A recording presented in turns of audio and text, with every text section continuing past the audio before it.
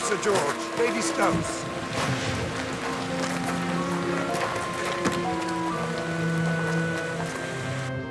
Good evening, Sir George. Good evening.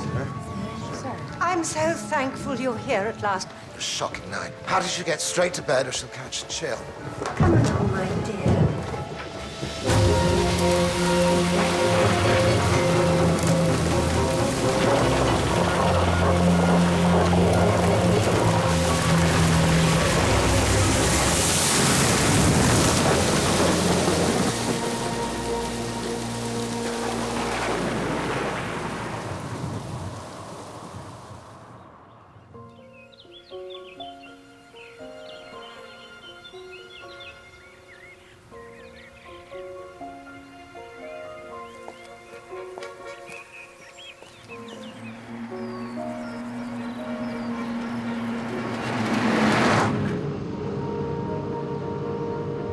Come at once. Nurse House, Devon. Need help. Urgent. Ariadne Oliver. You been here before, sir? No. Take the scenic route along the river, shall I? No, merci.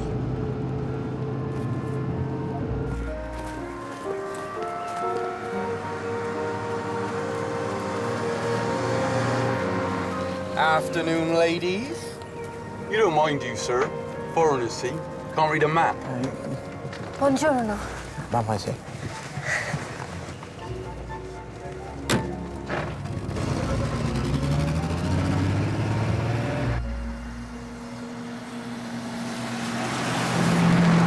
Thank you. It is most kind, please. Grazie. Miles yet to the youth hostel?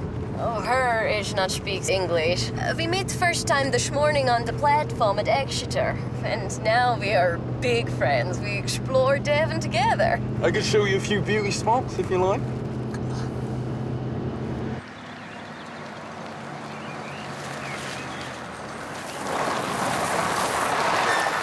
The hostel's that way.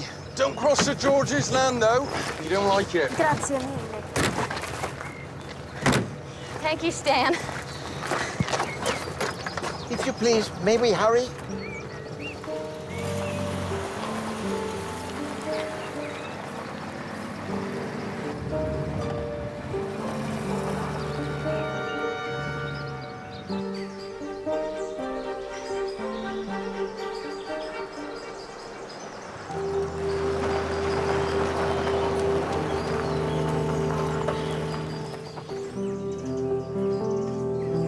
Welcome to Mass, monsieur. I believe Mrs. Oliver to be down by the battery, sir, that way.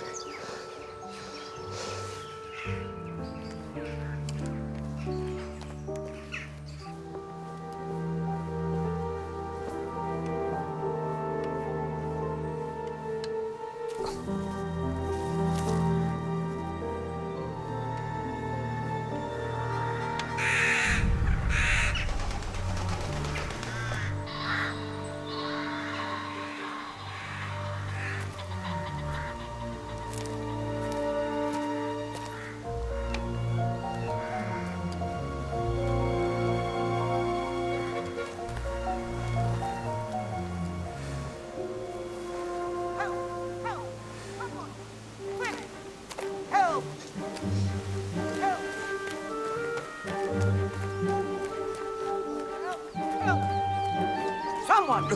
Quick! Oh, hello, Poirot. What is wrong, madame? Nothing's wrong. I just wanted to see if someone would come. How loudly one might have to shout. These woods are frightfully dense. I thought you were in danger. Certainly not. How are you, Poirot? Un peu énervé, chère madame. You telegraphed to me that you need help, and for this reason I come by the express from London. Well, I do need help. I'm most awfully worried. There are some very strange people here. Very strange indeed. They're holding a fete tomorrow, and they thought they'd have a treasure hunt. Then they thought, no, that's been done to death. So they thought they'd have a murder hunt instead. And they offered me a tidy sum to come and dream it up. Well, anything's better than writing. So I've been busily inventing motives and suspects and victims and so forth. And it costs a bob to enter, and all you get for that is the first clue. Good fun. Madame, Poirot, he has arrived to Devon. Mais pourquoi? Because there's something amiss. I think someone's going to die. If there were to be a real murder tomorrow instead of a fake one, I shouldn't be in the least surprised. Whose idea was it, this murder hunt? The Warburtons, I think. Well, the owners of the property. No, that's Sir George Stubbs.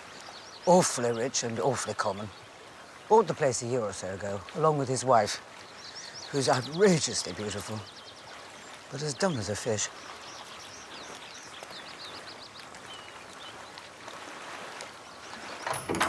The corpse will be in here. Sally Legg was going to do it, but now they want her to dress up in a turban and tell fortunes. So it's a girl guide called Marlene Tucker. Hideous child. Just has to sit here and read comics. I've written a clue on one of them and flop down when she hears someone coming with this around her neck. Hello. I brought lemonade. Oh, that is most kind, Miss Bruce. Good afternoon, sir. Mademoiselle. Lady Stubbs must be rushed off her feet with all the preparations. Do thank her for the drinks. Lady Stubbs has one of her headaches. She's not yet up. I've planned every detail and it all dovetails nicely. But things keep changing. The fortune-telling is a good example. I feel I'm being jockeyed along. Jockeyed along? Manipulated. So someone is making the suggestion? Writers can't stand suggestions. If you suggest something, we do exactly the opposite. But I am being jockeyed along. And I can't figure out how.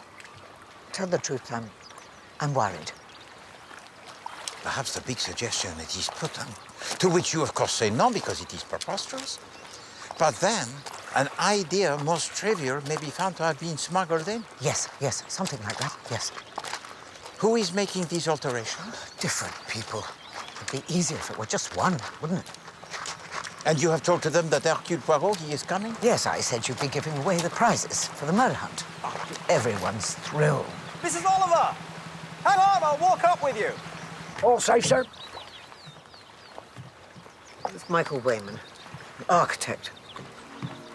I'm meant to be designing a tennis pavilion. Do you know what he's asked for? A Chinese pagoda. Self-made men. Stinking with money, but with no taste whatsoever. For instance, look at this. It's quite nice, of its kind. Well, in keeping with the house. But these things are meant to be, what's the phrase? Situated on an eminence.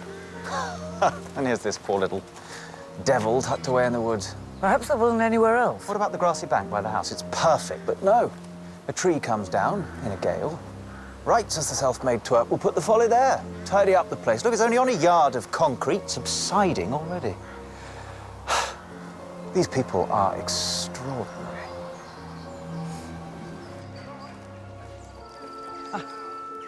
That's Amy Folliard. Her people owned Nass originally. Then she lost both her sons, had to sell up. And yet she lives here still? Precisely. Odd or what? Is this the great Monsieur Poirot? Enchanté, Madame Folliard. It is kind of you to help out with our prizes. This clever lady has contrived a most intricate problem. I have been admiring the house. I thank you. It was built by my husband's great-grandfather. There was an Elizabethan manor before, but it burned down. It must be hard for you to have strangers living in residence now. Well, so many things are hard, monsieur. Now, if you'll excuse me, I'll see if they have your room ready. What do you think? Comment? It is only one instant since I have arrived.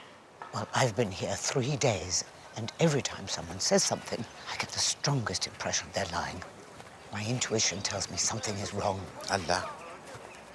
I'm well aware you think me irrational. Madame, one calls things by different names, huh? It may indeed be that you have seen something. It may indeed be that you have heard something. And it may be, if I may so put it, that you do not know what it is that you know. You are aware only of the result. And that, madame, it is your intuition. Whatever it is, I feel certain someone is going to die. We must do something about it.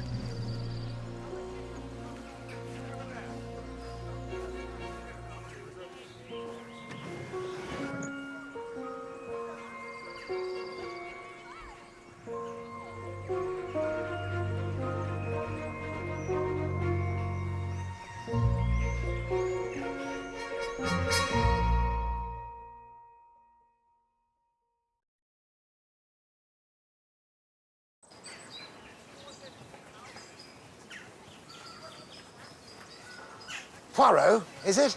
Oui? Welcome. Welcome, old man. Oh, merci, monsieur. Yes, George Stubbs.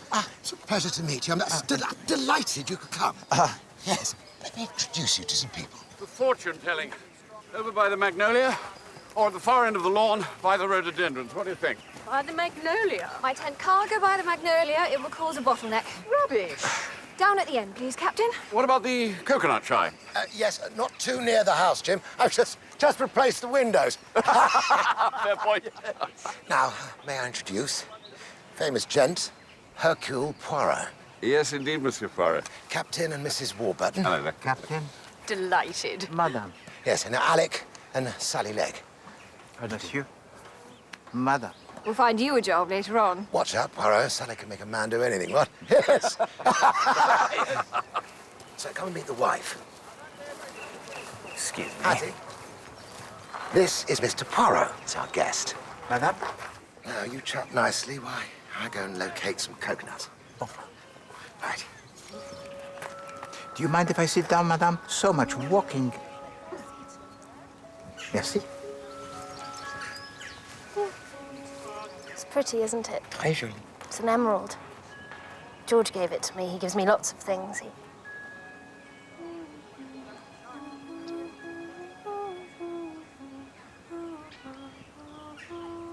Devonshire is a county most pleasant, n'est-ce pas? It is when it isn't raining, but there aren't any nightclubs. Ah bon? You like the nightclub? Oh, yes. I love music and dancing and champagne and wearing my nicest clothes and all my jewels. It's best to be rich, isn't it? Perhaps if I was not rich, I should look like her. Imagine. Tea, my lady. Tea is stupid. Perhaps our guest would like some Hattie. Shall I be mother? Is it going to be like Ascot tomorrow? I can wear a very big hat. Not quite like Ascot, dear. There's so much to do. You really should be helping out instead of staying in bed till after lunch. I've got a new dress. Oh, come and see. We're just having a cup of tea. No, come with me. Come now. Oh, very well. Please excuse us.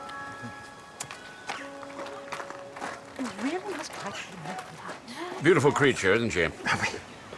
See that ring George bought her? Whether he spotted she's away with the fairies, couldn't say. But then he's hardly an intellectual himself, is he? Sir George is inside the stocks and shares, I believe. Yes. Not exactly a gentleman's game, what? But still, you are the friends. Good grief, no choice. Not with an election coming up. Jim, you've got to settle this. We agreed my tent should be at the far end by the rhododendrons. It's the only place. My wife doesn't think so. You're the member of Parliament. Show her who's boss. You out of your mind? All right, see what I can do. Best not. Have you seen Amy Folliot? I believe that Madame Folliot is inside with the Lady Stubbs. She seems to be most solicitous towards her. Ah, yes, well, she was Hattie's guardian. Before I walked her up the aisle, of course. Her people were in sugar in the Caribbean. But there was a typhus epidemic, and both her mother and her father lost their lives. Rotten bloody luck, actually. But Amy Folliot was a friend of the family and took young Hattie under the wing. Oh, that is commendable. She's a damn good egg, actually. Ah, Amanda, there you are. I want you to go and order some wire fencing straight away, please. I don't think you're allowed to pen people in the tea tent, sir. Not the tea tent, dear. No. Over there in the woods where they're coming through, they just keep wandering in. Who are? Trespassers, foreigners, cutting through, you see, Poirot, through to the ferry. Girls in little short trousers. Oui, d'accord. The trousers of the girls are. Exactly. I have a gentleman on the telephone with coconuts. Right, the coconuts, yeah. Right, so, who's he got? Maybe she likes it. Look at them all buzzing around. Busy, busy bees. The world's going to pot and they're holding a garden party. Une fête de jardin? But that is an activity honored by time, monsieur. The apathy of these people. They're all feeble-minded. Do you know what I'd like to see done in this country? I'd like to see every feeble-minded person put out. Don't let them breed. Finish them off. All the simpletons. How would you do that, Monsieur Lake? Oh, I'm a chemist. I could do it easily.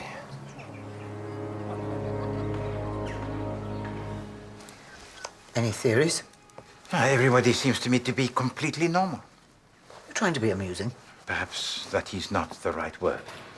Lady Stubbs, it appears, is subnormal, Alec Legg abnormal. Oh, he's all right. He's just having a nervous breakdown. But everyone seems in a state of agitation, which I believe is characteristic of the preparations for a fete in England. Mrs. Oliver, your corpse is here. Ah, hello, Marlene. Remember, a guide is honest, reliable, and can be trusted. Can you come and have a look at her costume? I was going to be stabbed. Now she says I'm going to be strangled. That's not fair. This gentleman knows all about murder. Why don't you ask him? Seen a lot of killings, have you? One or two, mademoiselle, oui. Any sex maniacs? I like sex maniacs. I've read about them. I do not think you would like to meet one. If someone leaves a woman's body in the woods with no clothes on, dead-like, he's liable to be a sex maniac, isn't he? That would be an assumption most reasonable. That's what my granddad said. But he's daft, so no one believes him. Marlene, come and try your costume.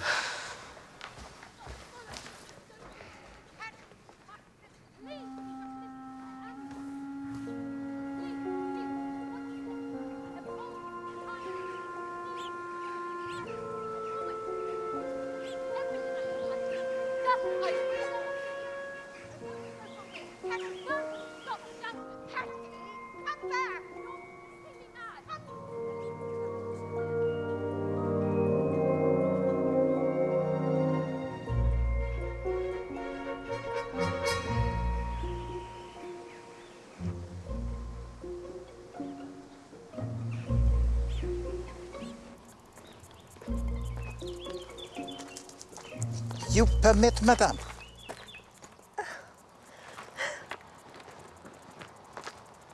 I'm so sorry Hattie dragged me off earlier. It was rude of her. Lady Stubbs is a little, comment on the capricious. Hattie is a dear, good child. Hmm? I know her very well, you see. Because she was once your ward. My husband died in Flanders. My elder son was killed on active service against the Pashtun. And to cap a sorry tale, my younger son took up aviation and crashed, trying to break the record to Nairobi. Oh. That meant 3 lots of death duties. Well, Nass had to be sold. I was very unhappy, and I was glad of the distraction of having a young person to look after. For a time we lived in Paris. My, we had fun. I became very fond of Hattie. All the more so when I realized that she was not terribly capable. Thank heaven there was no money to speak of. Had she been an heiress, I dread to think how vulnerable she might have been. But her father died bankrupt, and we felt ourselves fortunate when George Stubbs came along. It was most fortunate indeed. George Stubbs is a good man. Oh, I know he's a complete vulgarian, but he is fundamentally decent. I think that you have made the arrangement most prudent, madame. I am not like the English or romantic about these matters. Et voici, here you are, still at Nass House. Sir George lets me live in the lodge, and I count myself very lucky. Indeed, you have found for yourself a haven most peaceful, madame. A haven from the storm, yes. The world is a wicked place, Monsieur Poirot. There are very wicked people in it. Thank you.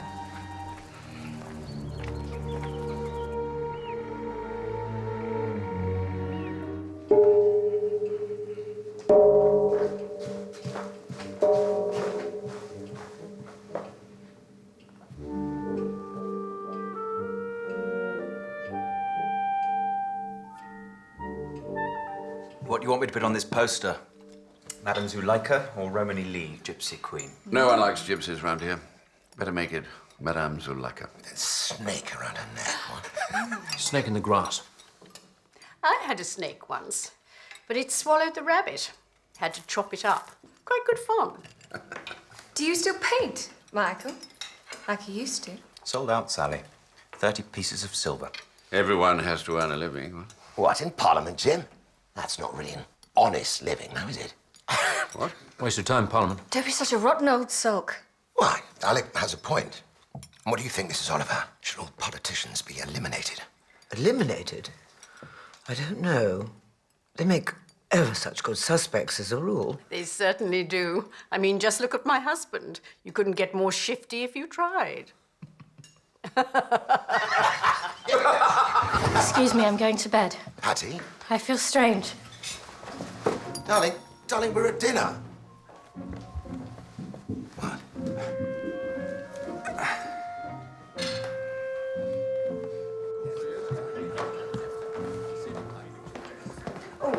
Lady Stubbs has gone early to bed? Malheureusement, oui. She suffers perhaps from the mental confusion. Oh, no. She knows exactly what she's doing. What do you think? I think, madame, that I take the little walk.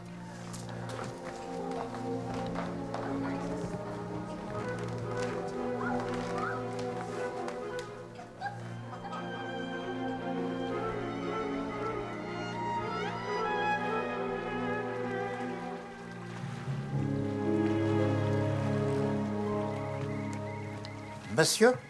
Do you want the ferry, sir? Oh, no. No, merci. I stay at Nice. Oh, 'tis up at Nice you are? Right. I worked for the Folliats many a year. None of them left now, of course, except old Mum up at the lodge. Met her, have you? Madame Folliat? Oui. Bad luck hers had. Trouble with her husband, trouble with her sons. They were all right when they was boys, always down here crabbing, but when they grows up, phew.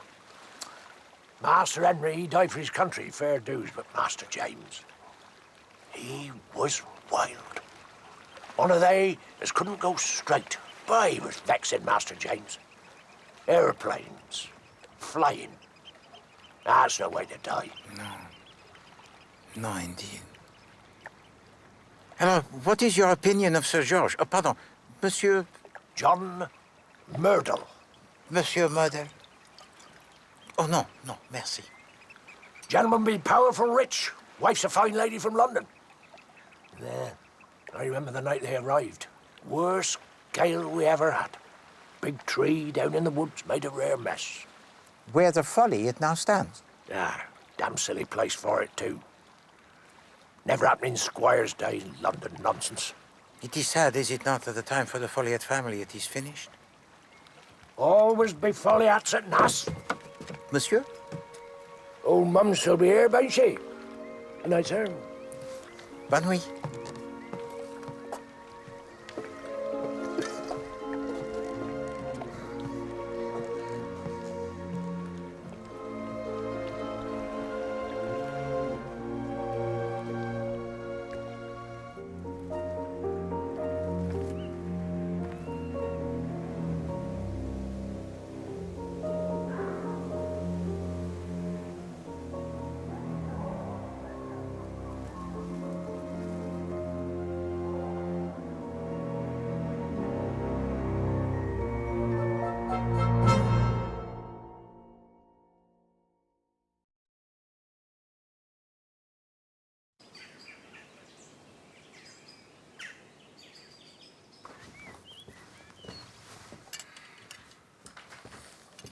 Now, Here are some new ideas for the pagoda.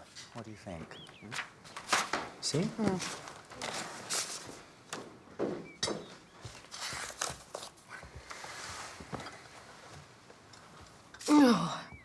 Oh, no.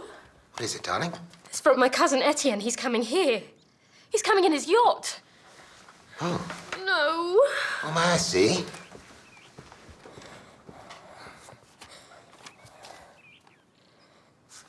Who is this Etienne de Souza? A distant cousin.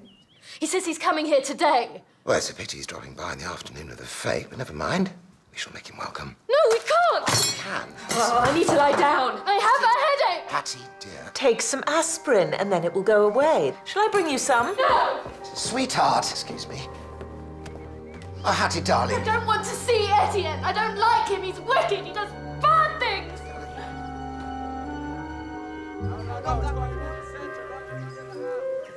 No, Rogers, put the urn on the left. Right, oh, Mum. The left. Oh, the left. Oh. Hello, Poirot. Bonjour, madame. What a beautiful day. Yes. And isn't it nice to have Lass lived in again? We were all so afraid it would become an hotel. So many houses have. AA 3 stars and what have you. Ghastly. I must say, George Stubbs has done wonders for the place. He's got good blood in him, somewhere. Father a gent and mother a barmaid, that's my guess. I see she got her way with the fortune teller's tent.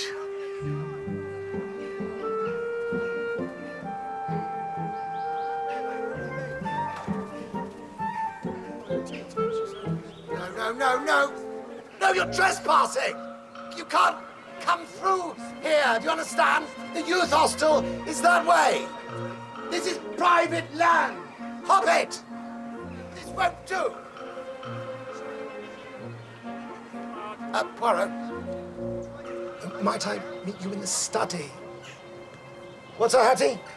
Yes, I'll shut it.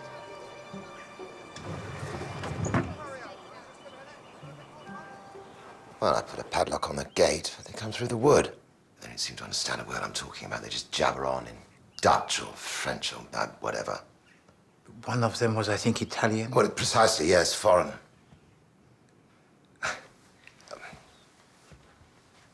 Poirot, will you answer me a question with the benefit of all your experience? Most certainly, monsieur, I will try. Is Michael Wayman after my wife? Monsieur? Oh, she's behaving down oddly. All these headaches and this constant lying down, and every time I look at her, there's Michael Bloody Wayman hovering nearby. Sorry, I'm just being pathetic, but if you should see her getting up to anything, I mean anything at all, you will let me know.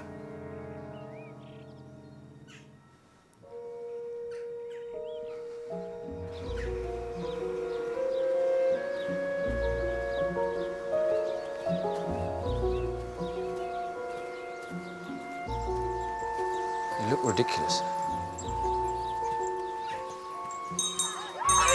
Everybody this way. Come along. Gather round, please. Now I declare the garden fete open. Bravo! Madame, let us separate. We shall watch with the pier down.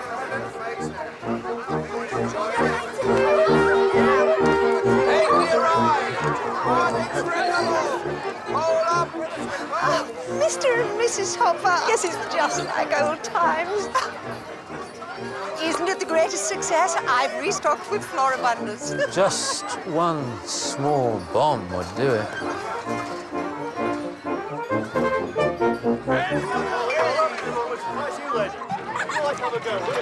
Here, sir, you look lucky. It's for charity, sir. Children's fancy dress. Form up, please. All the fire. You've won. Well done. Congratulations, sir. Here's the first clue. It's a photograph. Work out what it is, and you'll get the second clue. Good luck.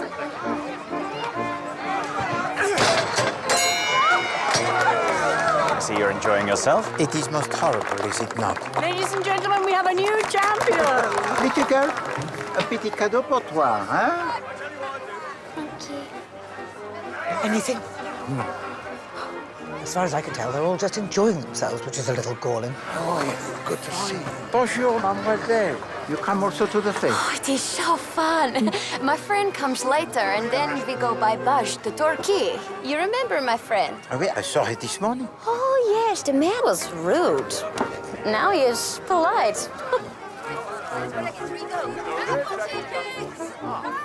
Ah, Mademoiselle Bruce. Someone's made a speedy recovery.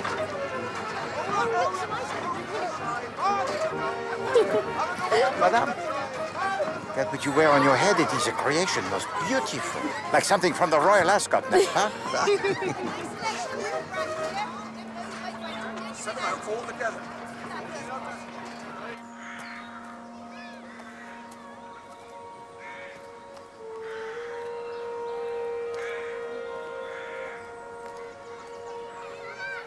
You will make a long journey, possibly by train. I see a luxurious train. And great riches will be yours at the end of your quest. Madame Oliver told me that originally you were to be the victim, but that you had been snatched from her by the occult. I wish I was the body. Oh, this was exhausting. Is it 4 o'clock yet?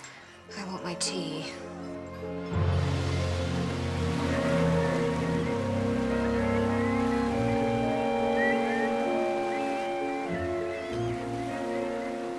What do you think? Je crois que vous avez raison.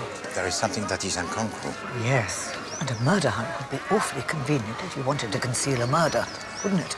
But a murder, madame, requires a victim. So who is this victim? This is what we must discover. I say, seen Lady Stubbs?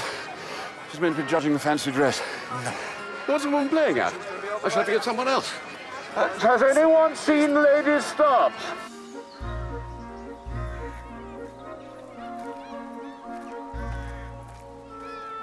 Sally. Thank you.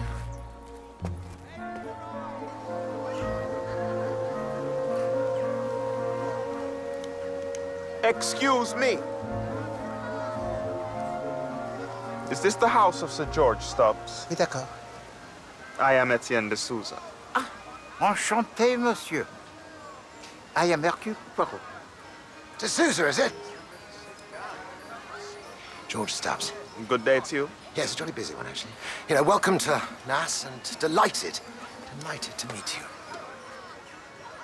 My cousin Hattie is here? Yes, yes. Yes, she is. You will dine with us this evening, I hope. Can we put you up? I will sleep on my yacht, the Esperance. How with the devil? It's my wife. You hang on here, and I'll be straight back. So it is some time since last you saw your cousin? I have not seen her since she was 14 years old. Ah. Then her parents sadly died, and she was sent abroad. As a child, she promised to have good looks. She is a woman most beautiful, monsieur. And that is her husband. Lady Stubbs, have you seen Lady Stubbs? Have you seen my wife, Lady Stubbs? Has anyone seen Lady Stubbs? Seen Lady Stubbs, have you? Big hat and the sunglasses. She seems to have completely disappeared. I feel certain someone is going to die. Lady Stubbs? No. I saw her last at Gareth Trail. The world is a wicked place, Monsieur Poirot. Have you seen Lady Stubbs? Hattie? Have you seen Lady Stubbs? Lady Stubbs, you haven't seen her, have you? You don't know where she is? Lady Stubbs, she has disappeared. They look everywhere. She is gone. So where can she be? Anyone think of the boathouse? Oh.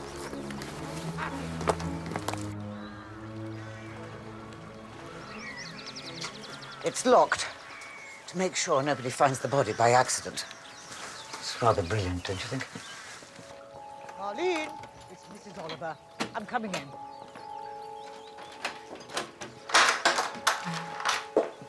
Marlene, you can get up. It's only me. Marlene? Marlene?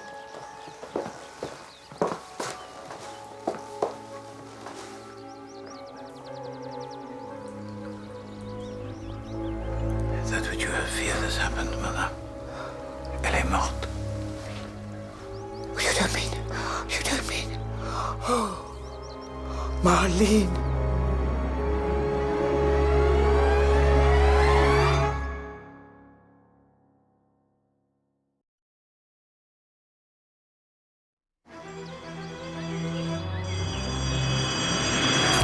Marlene Tucker, local girl.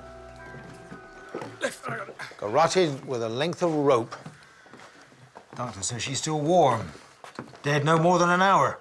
So the killer isn't far away. I dare say. But who'd want to murder a 14-year-old child? Johnny goes with Kate. Georgie pinches hikers in the wood. Sir George Stubbs. I'll need a room, sir. And I want to question both yourself and Lady Stubbs, I'm afraid. Yes, of course, but my wife seems to have disappeared from view. We'll find her eventually, but I doubt she'll be much help. I feel awful. Put that in capital letters. Awful. Because, you see, it's my murder. I organized it. I don't usually drink, but Poirot gave me this for the shock. Did you say Poirot? I don't suppose you remember me, Monsieur Poirot? Most assuredly.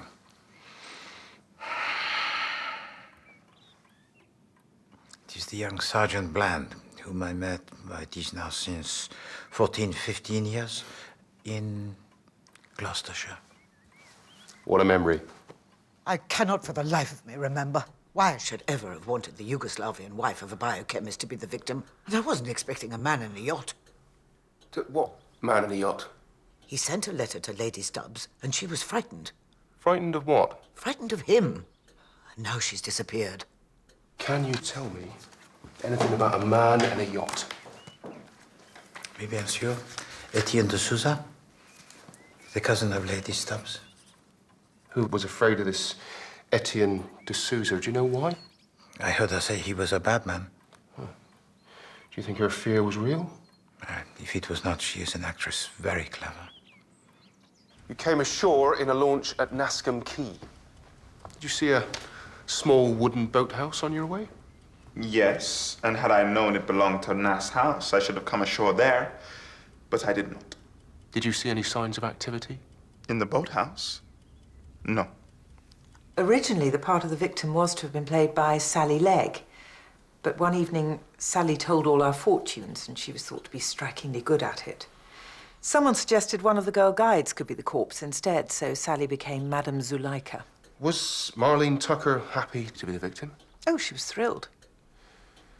I noticed a plate and a glass. Yes, she had some jam tarts and a fruit drink. I took the tray down myself. Lady Stubbs asked me to.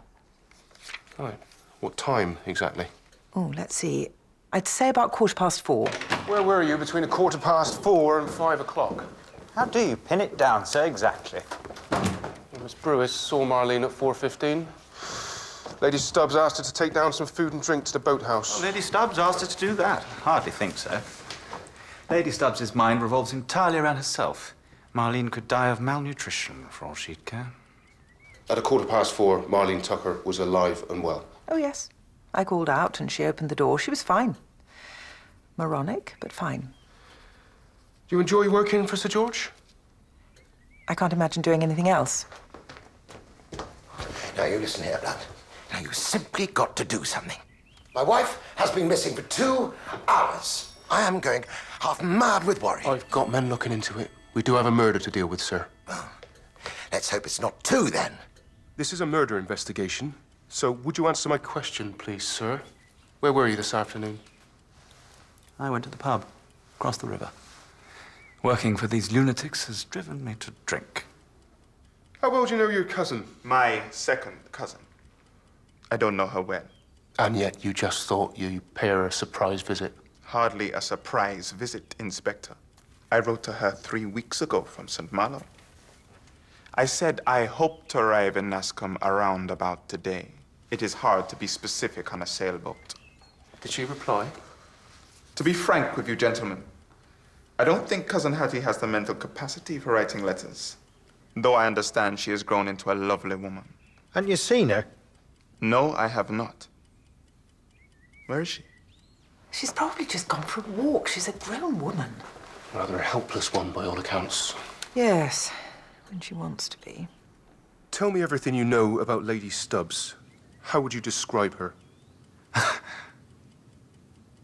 describe her as ornamental, like a trefoil or a croquet, pretty, but useless. Backward? Backward? No. Cunning little minx. She didn't leave by boat. The road was closed. I reckon she's still on the property somewhere, sir. Why? Nothing to stop her hopping across a fence and making off across country. Madam was wearing a bias-cut chiffon dress with double rouleau straps, whatever that is, a large red hat and shoes with 3-inch heels. I don't think she'll be doing no cross-country run. Well, she could have changed her clothes. Her maid says nothing's missing. No suitcase packed, nothing.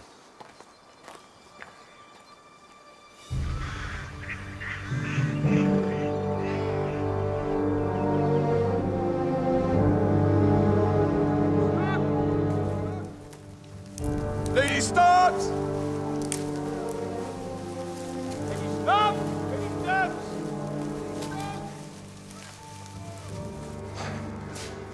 Hoskins, stand the man down. Uh-huh, very well, sir.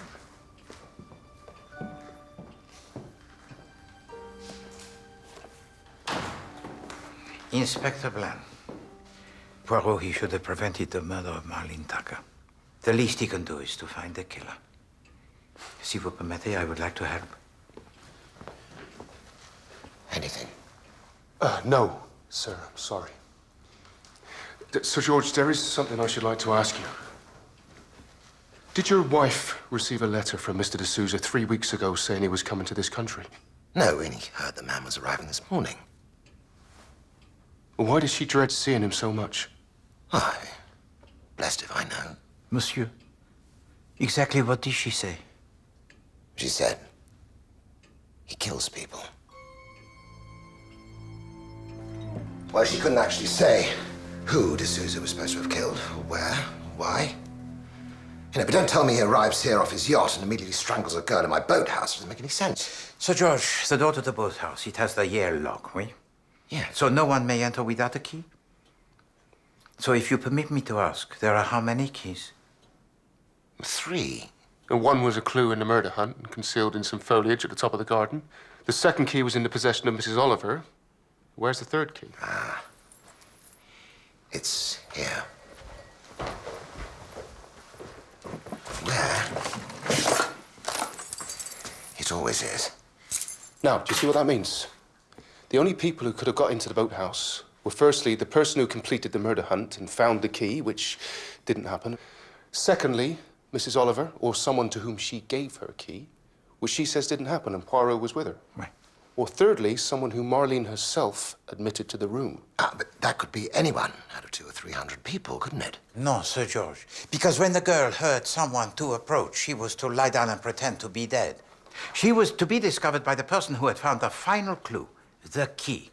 Therefore, the only other people whom she could have admitted when they called to her from the outside were those people who had organized this murder hunt. Yourself, Lady Stubbs, Miss Brewis, Mrs. Oliver. Who else did Marlene know, Sir George? All right. Alec and Sally Legg. Michael Wayman. The Warburtons. Oh, and Mrs. Folliott.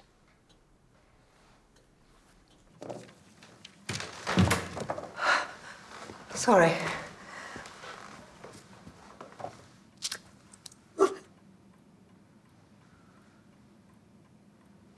It is as you said to me yesterday, Madame. A word that is very wicked. Well, it's true.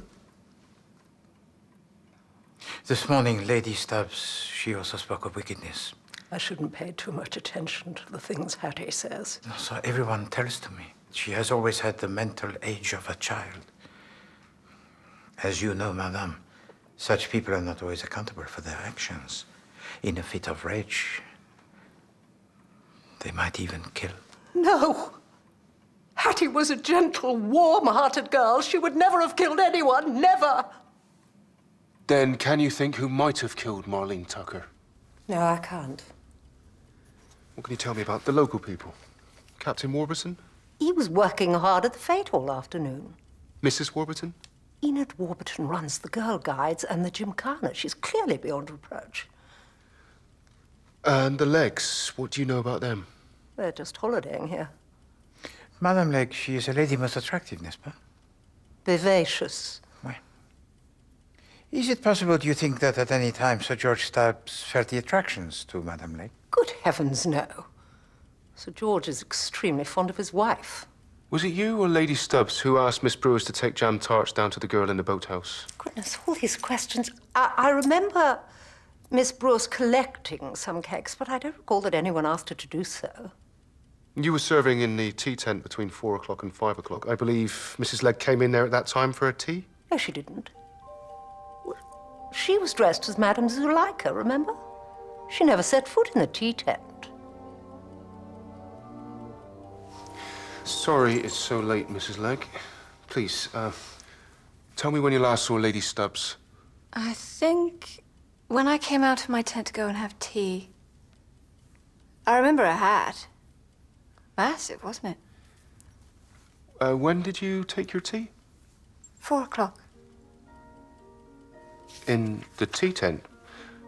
Was it crowded? Yes, awfully. Coach party from Torquay.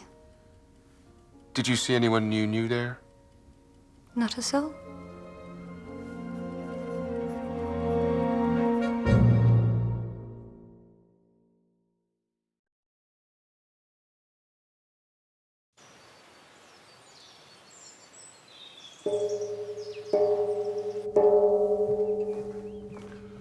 Good morning, sir. Bonjour. Is there any sign of Lady Stubbs? No, I do not believe so. Oh, Monsieur Hendon, tell me, if you please, for how long a time have you been here, the butler? Just over a 12-month, sir. Merci. There's an invitation from the Lord Lieutenant of the county. Say? And Hodgson's written about the state of the milking shed. Damn the milking sheds to hell! Where is my wife? We just don't disappear, do they?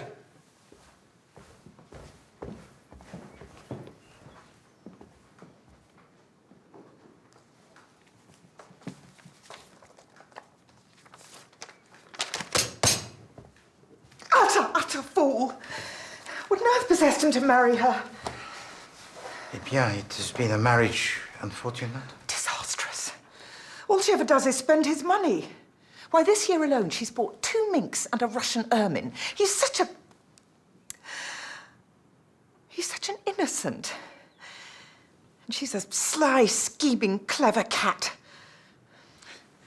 You say is and not was. She isn't dead. She's gone off with another man. She likes men. She's already made a fool of Michael Wayman. But Monsieur Wayman, he designs her tennis court. Tennis? She wouldn't know a double fault from a fruitcake. Wayman tried it on and she gave him the heave-ho because she's found someone else, so he has too. And if Monsieur Wayman no longer pursues Lady Stubbs, what is it about her that makes you so suspicious of her? She meets someone on the sly, Poirot. She slips out of the house and into the woods. She was out the night before last. All that yawning and saying she's too tired for dinner. Half an hour later, she's slipping out by the kitchen door. She's an alley cat, Hattie Stubbs.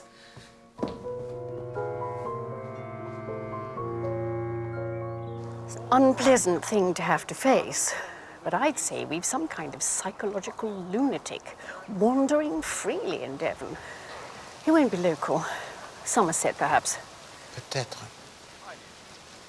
And therefore, a question, if you please. How is it possible for a strange man to have gained access into the boathouse? Easy. She came out. She got bored. Girls do, trust me. The most likely thing is that Moline saw Hattie Stubbs being murdered, so she had to be disposed of too. Crush her windpipe, drag her back inside, flick the ale. Easy. Well, Sir George Stubbs believes that his wife, she is still alive? Men will believe anything. Look, I like George Stubbs. He and his wife have done wonders for Nass. Amy Folliott has sponsored them, of course, and she has influence in the county. Why, there have been Folliots here since Tudor times. Always been Folliots at Nass.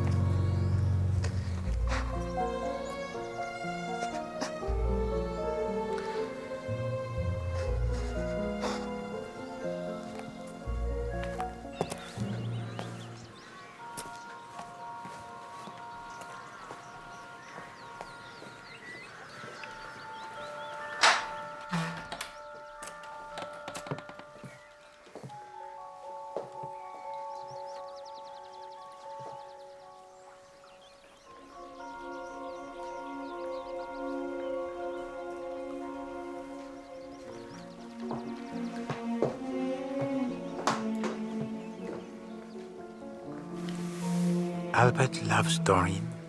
Biddy Fox has a secret den. Oh, Marlene, Marlene. Hello, she spies. Hey, she looks and she learns.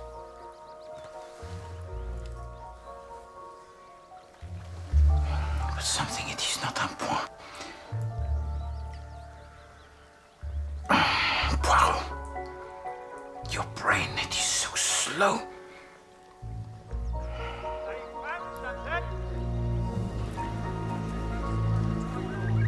Is it hers? Let me see. Oh, Christ, it's a hat. Where is she? Where's my wife? I don't think we'll find her here. I tell you where you will find her, where you're too bloody stupid to have looked before. And where's that, sir? On that fellow's yacht, that Etienne de Sousa. Damn coincidence, isn't it? I mean, he turns up and all bloody hell breaks loose.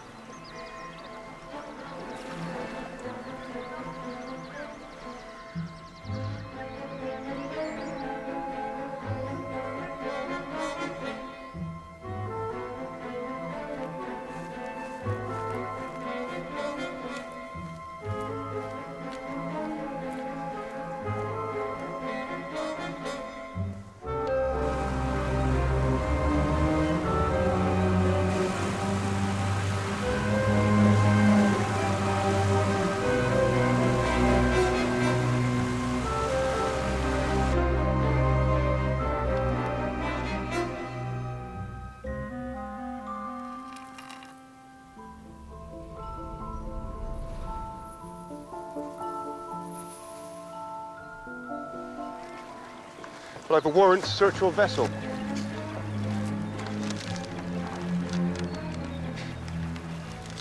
Do you think I'm hiding my little cousin on board? I don't think anything, sir. Rather as I suspected.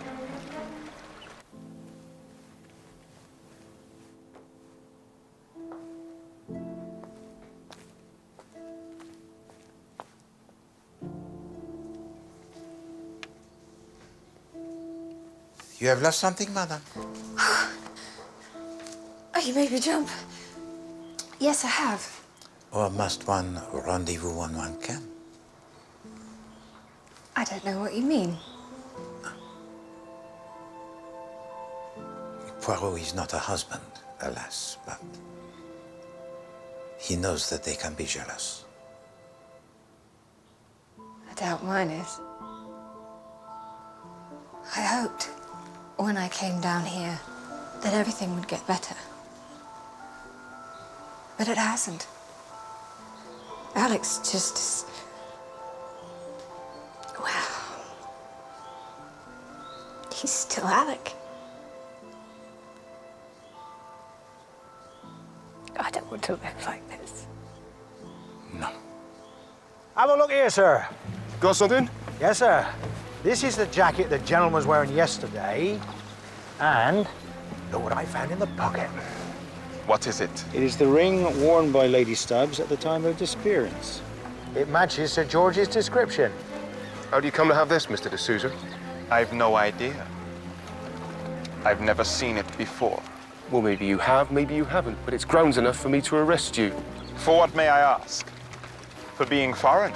For the murder of Harriet Stubbs. For the... You have no proof at all. This is meant to be a civilized country. We like to think so, sir. Hoskins? Is this what you were looking for, madam? Oh, yes. Thank you, Monsieur Poirot. I must have dropped it. Oui.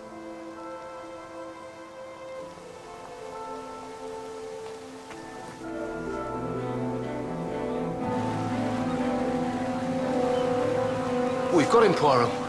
Her ring is in the pocket of his blazer. With that and all the hearsay evidence, I reckon I can get a conviction. For the murder of Lady Stubbs, whose body has never been found? Well, it was dumped in the river. Floated out to sea. It'll turn up in time. No, I'm sure she was killed here at Nass. If I closed the roads, put a man at the key, checked all the buses and trains, there was never a sign of her. No. She was dumped in the river near where we found her hat.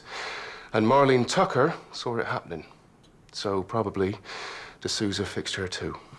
It is not Etienne de Souza. Why not? How did he know where to find her when his boat had only just arrived? No. It does not make any sense.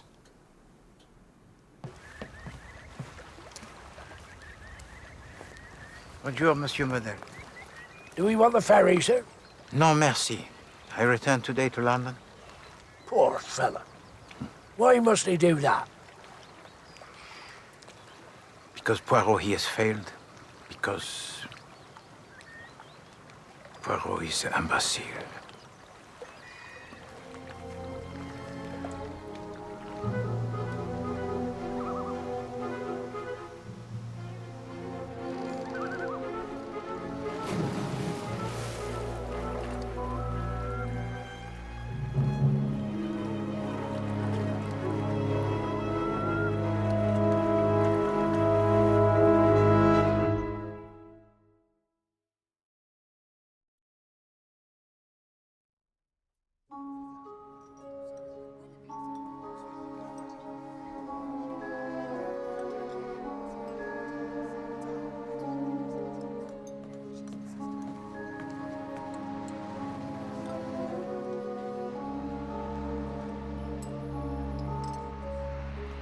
Did Hattie Stubbs ask Mademoiselle Bruce to take the jam tarts to Marlene Tucker in the boathouse? If not, why does she say that she did? Is it possible that Mademoiselle Bruce found Marlene Tucker already dead? In which case, why does she not report this? She is a woman most sensible. Unless she killed her, of course. No, pas de motif. Why did Etienne de Souza lie about writing to his cousin 3 weeks before his arrival at Nass's house? Is it perhaps an attempt to make his visit to appear natural or expected? Certainement, Sir George receives him amicably, although he does not know him. Attendez. Sir George does not know Etienne de Souza, huh? But his wife, who does know him, does not see him. So is it conceivable that the Etienne de Souza who arrives at the fete is not the real Etienne de Souza? When is his trial? 3 weeks. Now the jury will take one look at de Souza and they will convict him. This man will hang. Usually the villain's the husband. Mais je sais. This husband, he has the alibi. There are 200 people willing to testify that Sir George, he never left the fete. But there is someone who knows what happened to Hattie Stubbs. You think the body's still there? It appears that she's been thrown into the river, but it is possible that she is in the grounds. There isn't a priest's hole or anything like that, is there? No, I asked this question to Monsieur Michael Wayman. He tells to me that the house is not of the correct period for this.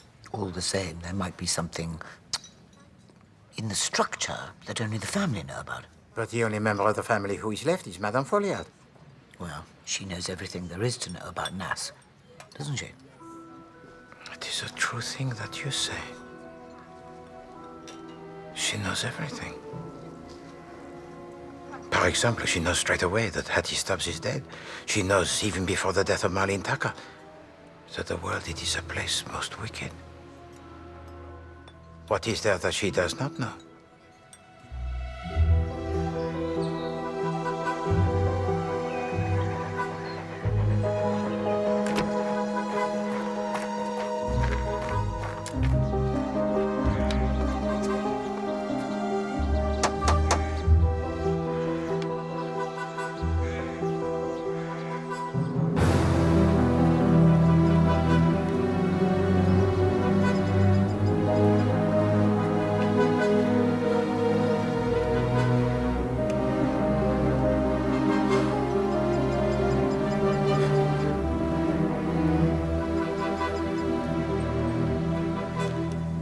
Monsieur Legge? You are leaving Nass' house? Yes. Sally's cleared out. No. With that bastard Wayman. I do not think she will be as happy with him as she would be with you. You think so, do you? Yes, I do, monsieur. And shall I tell you what else I think? I think that your opinions so extreme have made you impossible to live with. Your wife, Sally Legge, she is a woman of loyalty, but you have pushed her too hard, monsieur. You are a man who is very lonely, very desperate. And if you had told to your wife, Madame Sally, just how you were so lonely and how you were so desperate, she would never have left you for Michael Wayman. You don't know how right you are. Wait. I've been an absolute dummy. Wait. It's politics, eh, Poirot? It's hardly worth losing your wife for. No, I do not think they are, monsieur. No. What should I do? I think what you should do, monsieur, is to find Madame Sally but immediately. Ask her to forgive you and beg her to come back. And Hercule Poirot, he is always right, monsieur. Do you know, I think I will. Bon. And I'll go to the bloody Chelsea Arts Club, and I'll get hold of Michael Wayman, and I'll throttle the ponce with his ridiculous tie. Bon. And if you please, Monsieur Legge, do not actually kill him, huh?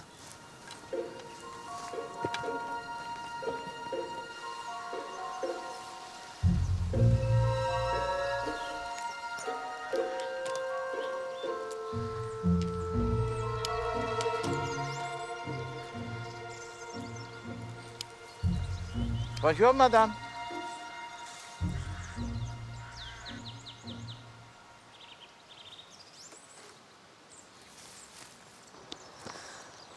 I feel very sorry for George. The strain has been very great. So Sir George still believes that his wife, she is alive. I think he's given up hope. He does not say so, but... Of course, I've hardly seen him lately. spends most of his time in London. He's drinking too much. I am very tired, Monsieur Poirot. I have not much to live for. But you have your home. Monsieur, I am grateful to George Stubbs for renting me the lodge, but I do rent it. I pay him a yearly sum for it, with a right to walk in the grounds. The grounds of my ancestral home. Oh, je suis désolé, madame. I do not mean to offend. I mean only to say that this is a place so beautiful. It is, in fact, one of the most beautiful places I have seen in England. It has about it the great peace and the great serenity. Yes. But is there still the same peace and serenity now, madame? Why shouldn't there be? Because the murder, it is gone unavenged, and blood, it has been spilled. And here is the smell of it, the reek of it, drifting across the lawn on the breeze. I think that is quite enough. Madame, until the curse is lifted, there will be no peace at Mass. You know this is true. And you know a great deal, perhaps everything about the murder. You know who killed the girl. You know why. You know who killed Hattie Stubbs. And you know perhaps where the body yet now lies. I have only my suspicions. And to speak out on mere suspicion would be wrong. Wicked. As wicked as what was done here, it is now since 5 weeks. As wicked as the killing of a girl who is only 14 years of age. Don't talk about it. It's over and done. It's finished. No, madame, it is never finished with a murder. Jamais.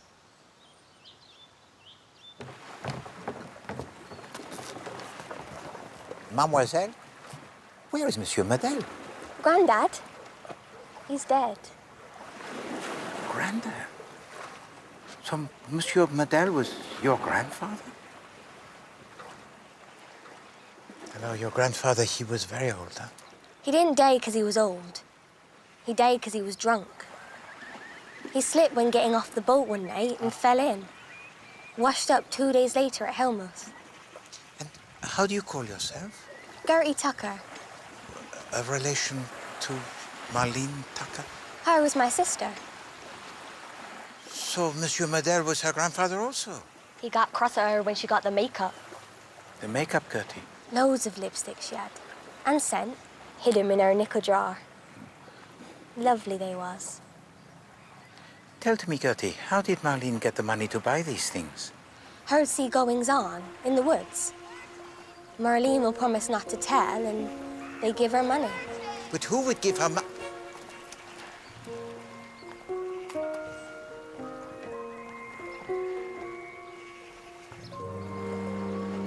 At last, at last. Poirot, he begins to see.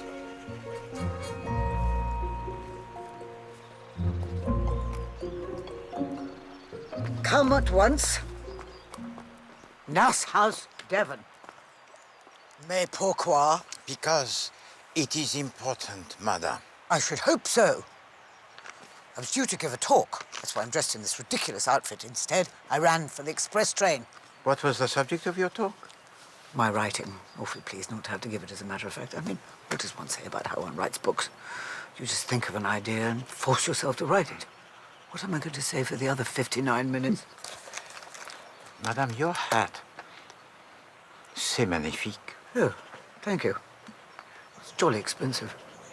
Hats are really a symbol nowadays, aren't they? They don't keep your head warm or shield you from the sun or hide your face from people you don't want to meet. I mean, they're just ornamental. Always you give to me the ideas. Tell to me, madame, in your murder hunt, you have as one of your suspects a biochemist. Do you know a biochemist personally? Yes, I know Alec Legg. And you also know his wife, Sally Legg. But she is not Yugoslavian, is she? So what gives to you the idea of having a wife who is Yugoslavian for the victim? Oh, I don't know, all those youth hostelers, perhaps. All those gals in shorts. But, madame, I am most interested in how you write. You are a woman who is most sensitive. You are affected by the atmosphere, by the personalities that surround you. These are the inspirations for your brain that is so fertile. So tell to me, madame, when you first designed your murder hunt, did you intend for the body to be discovered in the boathouse? No, I did not. I intended it to be found in that pavilion, tucked away among the rhododendrons. But then someone, I can't remember who, began insisting it should be found in the folly. Well, that was obviously bonkers.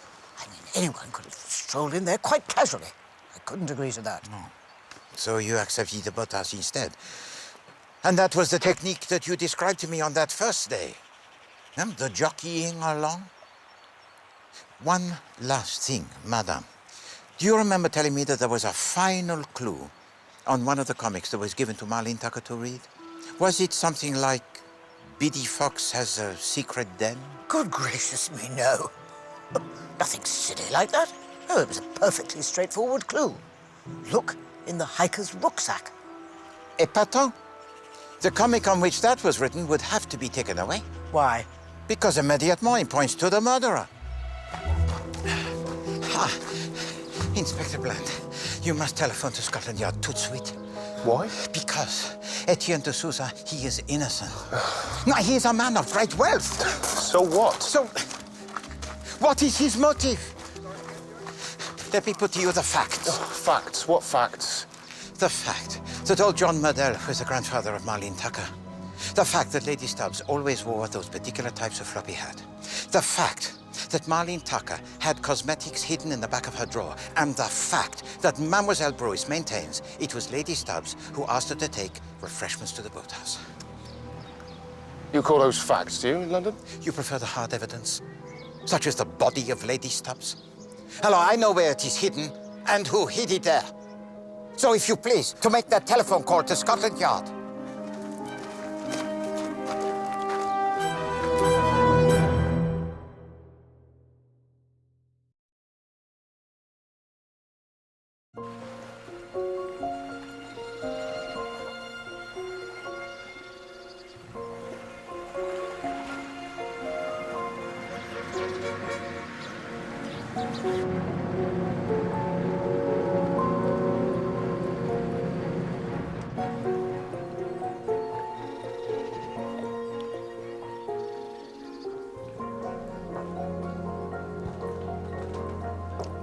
Why did you ask me to come here? I think that you know, madam.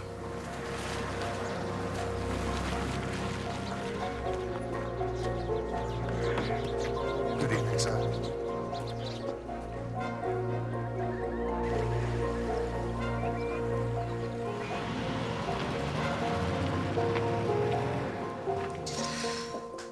There have now been 3 murders. Hattie Stubbs, Marlene Tucker, and John Murdell.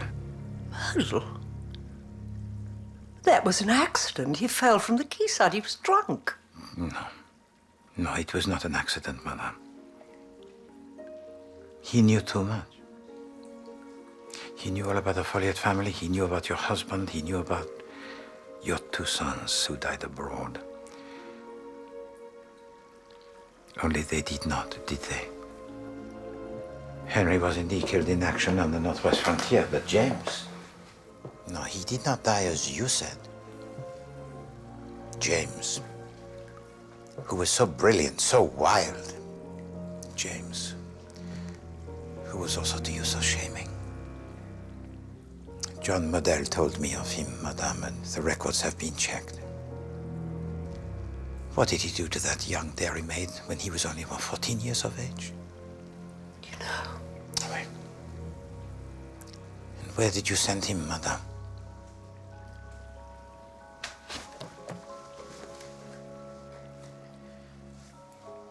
South Africa. Wait.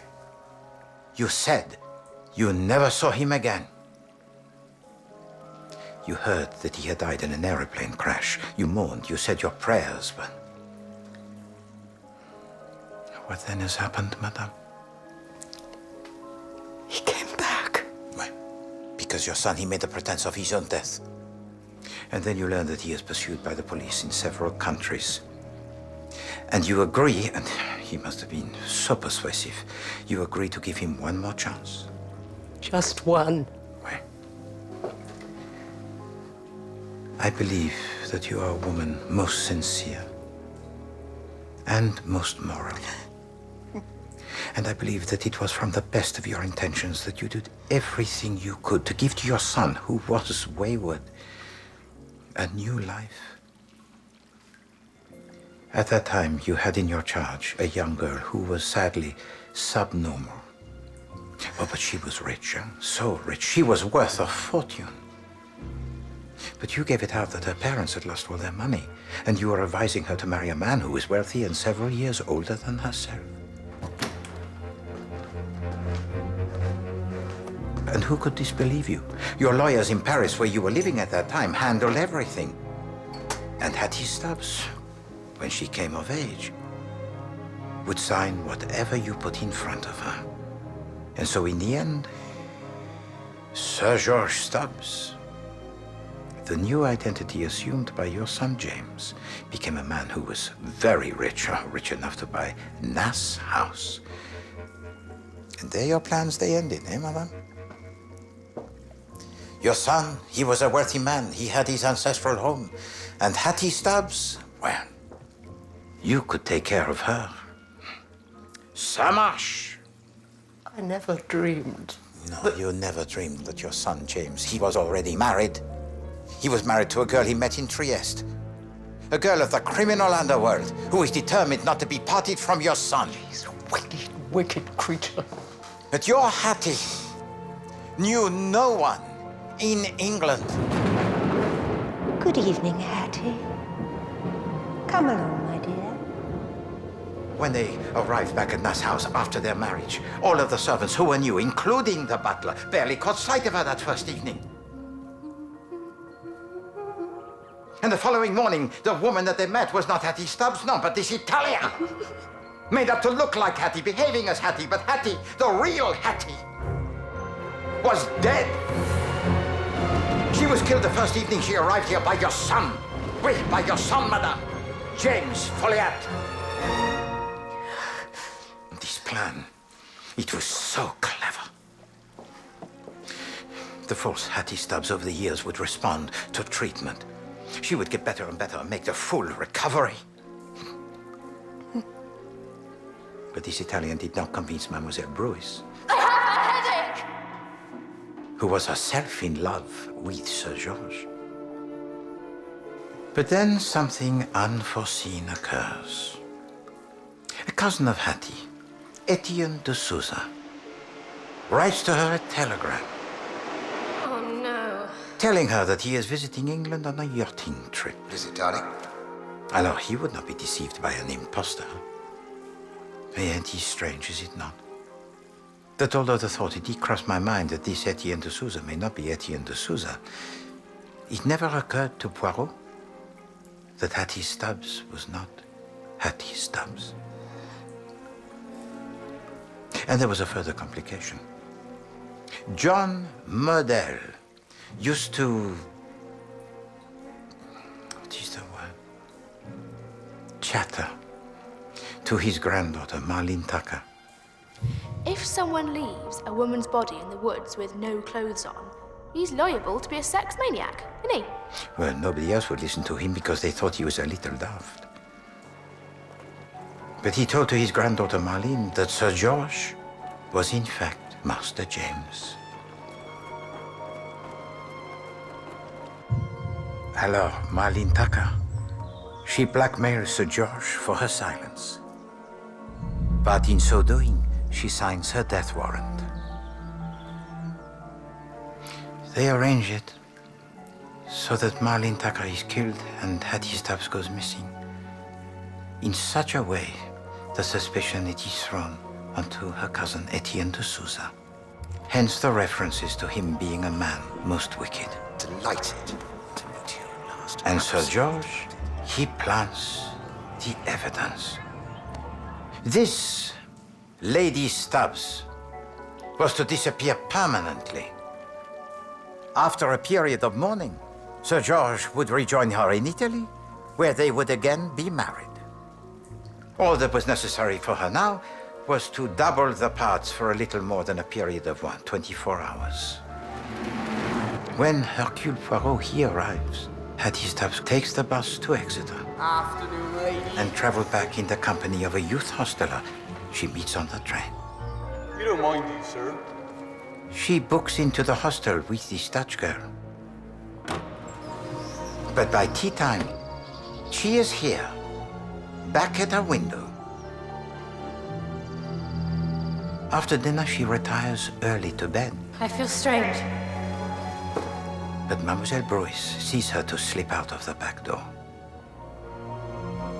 She spends the night in the youth hostel, returns to Nass for breakfast, after which she spends the rest of the morning in her room with her headache. She then stages her appearance as a trespasser. You can't come through here! Sir George shouts to her from the window of his wife. What's her Hattie? He turns and even pretends to speak to her inside. She is not there. No one would ever dream that these two women were the same person, and no one did. And so the final act of this drama, it is staged. A little before 4 o'clock on the day of the fete, Hattie Stubbs tells to Mademoiselle Bruce to take the jam tarts to Marlene. Now, she does this because she is afraid that Mademoiselle Bruce may do this independently, and that would be fatal to their plans. She slips into the tent of the fortune teller while Sally Legg is out, as she has a secret rendezvous with Michael Wayman. She goes through the back into the pavilion, where she changes into the costume of a hiker, which she kept in her rucksack.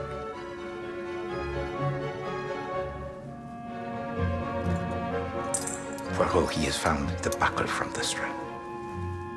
And that is why the pavilion was not used for the murder hunt. She then goes down to the boathouse and calls to Marlene to let her in. And she strangles her.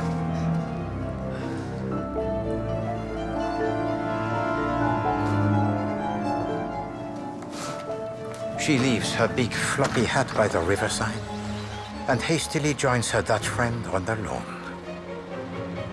A little before 5, they take the bus to Torquay, and a little after 5, the police, they arrive.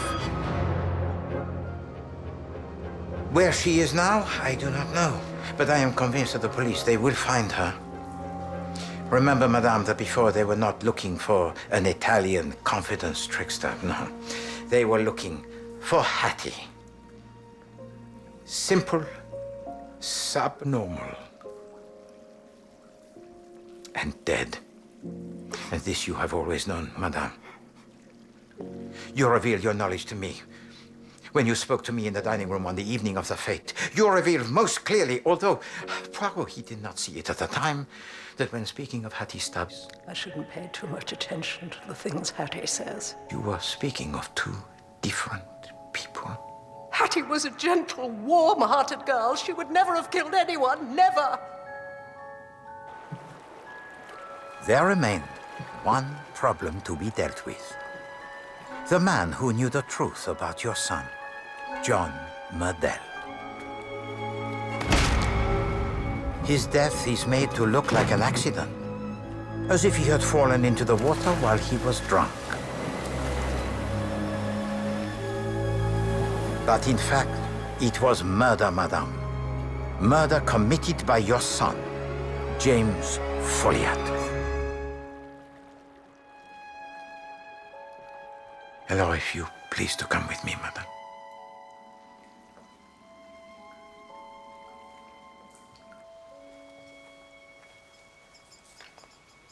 It is a good place to bury a body.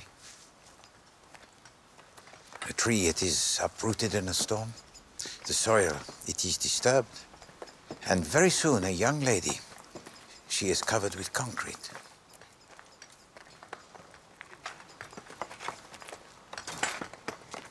And on the concrete, a folly, it is built. The folly of the owner of Nass. Monsieur Poirot, I will face my punishment, I assure you of that. But before I do, will you give me a few moments with my son? As a courtesy to an old lady. As a courtesy from an old gentleman, madame. I will allow it. Bless you. Right, let's bring in Sir George. If you please to wait. I have allowed Madame Folliette a few moments. You've no authority to do that. Dommage. It is done.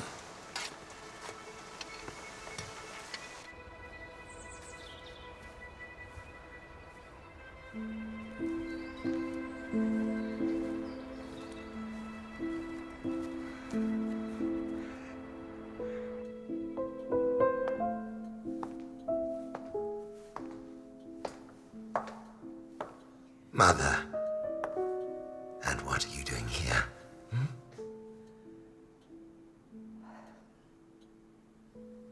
They're digging up the folly.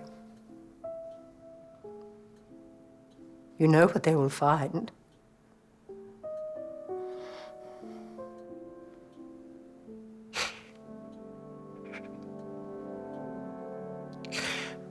Bloody good scheme. Almost worked. It was like every one of your schemes. It was cruel and criminal, and it failed. You have brought disgrace to the family name, the name of Folliette. Dear God.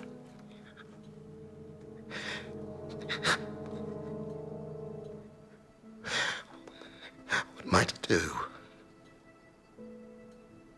You will do, James, exactly what I tell you. For once, just for once, you will obey your mother. What put you onto them? Intuition, perhaps?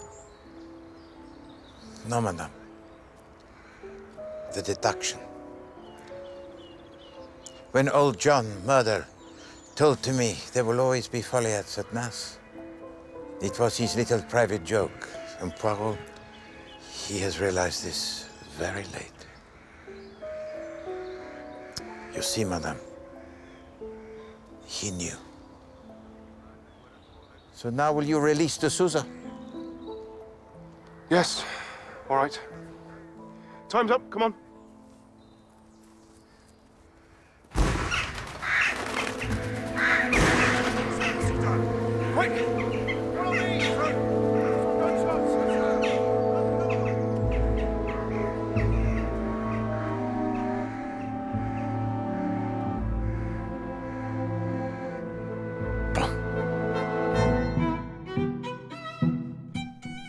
Following the intertwined lives of the doctors and nurses in a 1960s hospital, Breathless continues tomorrow night at 9, and a string of grisly murders that have gone unsolved for years are revisited. Above Suspicion, the Red Dahlia, over on ITV3 now. Next, here on ITV, the news at 10.